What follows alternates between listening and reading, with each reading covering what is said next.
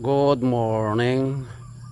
Update sa ating green oblong na talong.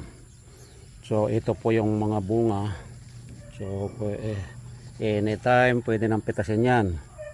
Ito bibay pa. Ayan pa.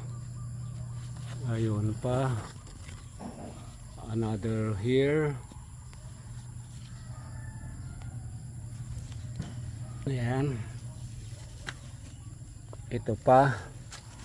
And there is a big one here. Look at that. Umulan kagabi, kaya yun, lalong lumaki. At mayroon pa tayo ritong yung purple, ayun oh. Ayan pa oh.